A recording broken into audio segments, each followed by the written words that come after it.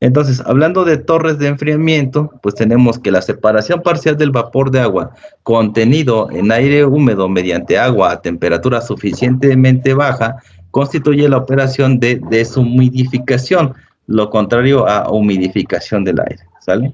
Entonces, por otra parte, la incorporación de vapor de agua a un aire de humedad reducida mediante agua a temperatura suficientemente elevada no constituye la operación de separación inversa, pero sí el fundamento de dos importantes operaciones básicas, que es la humidificación del aire, caso que pasa en la torre de enfriamiento, y el enfriamiento de agua. Ese es el trabajo que hace la torre de enfriamiento, humidificar el aire y enfriar el agua, que juntamente con la operación de deshumidificación del aire se engloban bajo el nombre común de operaciones de interacción aire-agua. Pues este sistema es un sistema aire-agua, la torre de enfriamiento. Para el diseño de los aparatos o instalaciones donde se tenga que llevar a cabo estas operaciones, se requiere, entre otros, el conocimiento de los datos termodinámicos y de equilibrio de las mezclas aire-vapor de agua, que se encamina a la determinación de las propiedades de las mezclas aire-vapor de agua y del modo más general a la determinación de las propiedades de cualquier mezcla gas-vapor. ¿Sale? A eso vamos directamente. Entonces, ¿cuáles son estas operaciones adiabáticas? Bueno, ¿por qué adiabáticas? Bueno, hay presencia de humedad y intercambio de aire y agua. ¿Sale?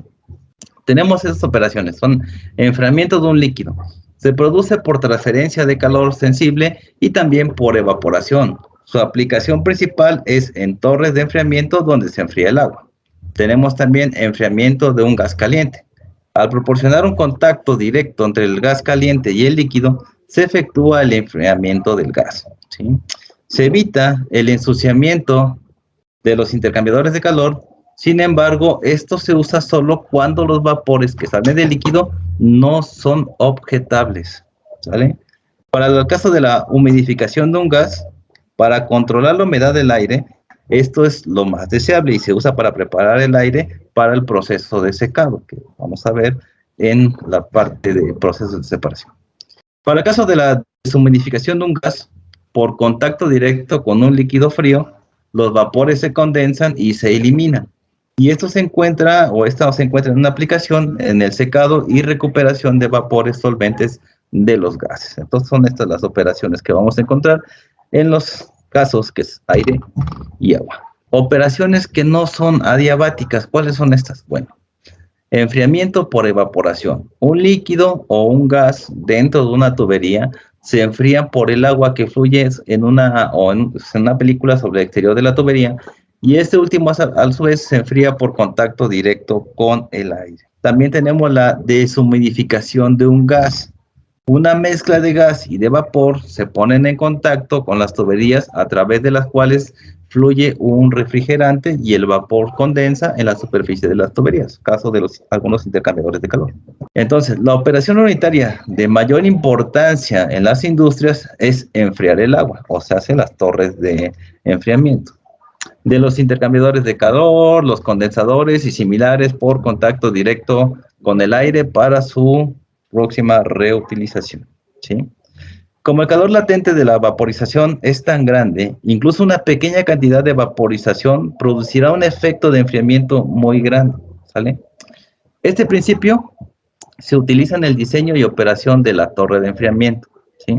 Estos generalmente se llevan a cabo en algún tipo de torre compacta y generalmente adoptan un flujo a contracorriente de gas y líquido, lo que mencionaba hace un rato. Siempre van a estar estas torres en contracorriente.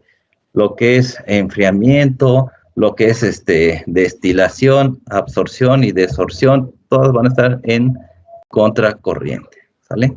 Entonces, ya hablamos que existen torres de enfriamiento, pero ¿cómo se clasifican estas torres de enfriamiento?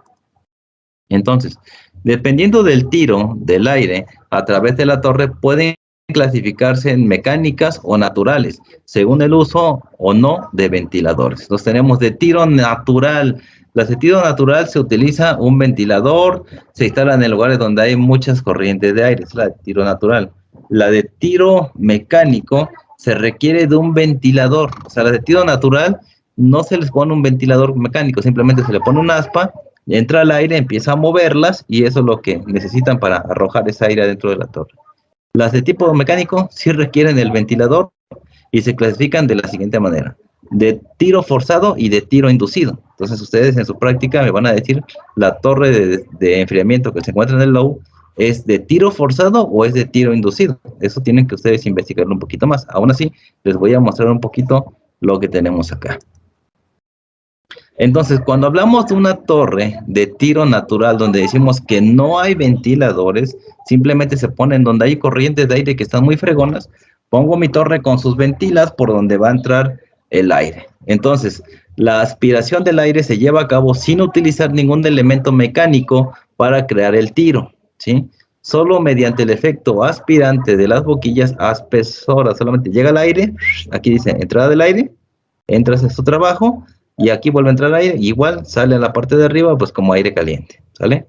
Usan el empuje natural del aire para promover el tiro, es decir, el aire caliente y húmedo se eleva debido a la menor densidad, aquí es, perdón, me faltó una N, frente al tiro frío y seco.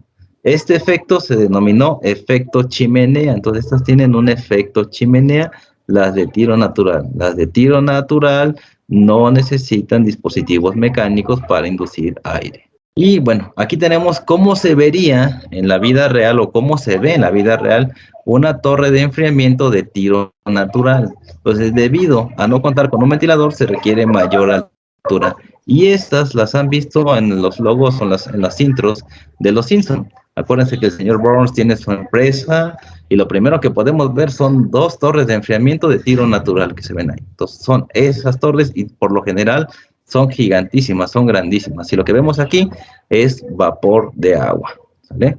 Entonces, por el lado de las de tiro mecánico teníamos las de tiro forzado y las de tiro inducido. Entonces, de las de tiro forzado, el aire es propulsado desde la entrada hasta la salida de la torre, es decir, el ventilador está situado en la entrada del aire. Ojo aquí. Las de tiro forzado, el aire es propulsado desde la entrada hasta la salida de la torre. Es decir, el ventilador está situado en la entrada del aire. Ventilador situado en la entrada del aire. Tiro forzado. Tiro inducido. El ventilador está situado en la descarga del aire a la atmósfera e introduce el aire caliente y húmedo al salir de la torre. Entonces ya tenemos las dos diferencias. El ventilador, ¿dónde está? Pues en la entrada del aire. Y el ventilador está situado en la descarga del aire. Entonces, mucho cuidado para identificar cuál es de tiro forzado y cuál es de tiro inducido. Aquí tenemos un ejemplo de las torres de tiro inducido, ¿sí? Entonces, aquí tenemos una imagen, una representación gráfica de tiro inducido. Sabemos que entra aire de estos dos lados y bueno, hace todo el proceso que ya vimos, ¿sale? ¿Cómo está por dentro? Ah, ¿qué unió el ventilador? El ventilador se encontraba ¿dónde? A ver. Tiro forzado, tiro inducido. ¿Qué tenemos aquí?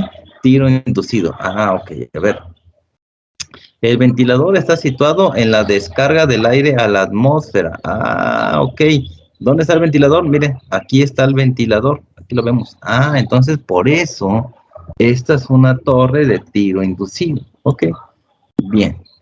Entonces la de tiro forzado, pues decía que tenía el ventilador ¿dónde? En la parte de abajo. Regresamos si no me acuerdo. El ventilador está situado en la entrada del aire. O sea, el ventilador está situado ahora en la entrada del aire. Aquí está el ventilador. Entonces tenemos tiro forzado. Tenemos esta representación. A condiciones específicas, GB2 es igual a G1 por RT entre la presión. A condiciones de la columna, bueno, es esto que está aquí. Y para tiro inducido, todo esto que tenemos acá. Entonces, tenemos para tiro forzado y para tiro inducido las siguientes ecuaciones. Ya está. Entonces, hay otras variables al momento del cálculo que a lo mejor no lo alcanzamos a ver bien a detalle con ustedes en el curso de fenómenos, algo que se llama acercamiento. ¿Y qué cosa es el acercamiento? Es importante conocerlo. Entonces, el acercamiento se define matemáticamente como acercamiento es igual a TL1 menos TLW.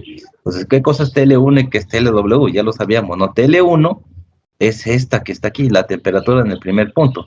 Y TW va a ser justo donde esta sobre la horizontal llega aquí y toca la curva de equilibrio. Eso es TW. Esta es TW y esta es TL1. Y entonces, si yo quiero saber cuánto es el acercamiento que hay de este punto a la línea de equilibrio, pues simplemente hago la temperatura 1 menos el TW, que es la T que se pega aquí en la curva de equilibrio. Pues vamos para acá, por ejemplo, aquí estaba como por el 20. Vamos por acá, toca y más o menos está entre 11, 12, más o menos por acá. Entonces tendría 20 menos 12, el resultado. Este sería el acercamiento que tenemos entre la curva de equilibrio y la línea de operación. ¿Eh? Ahí está. Ahí está TW, listo. Y ahí está TL1. Entonces yo creo que más claro ni el agua, ¿no? Ese es el acercamiento que hay. Y bueno, eso sería todo de la parte introductoria sobre la torre de enfriamiento.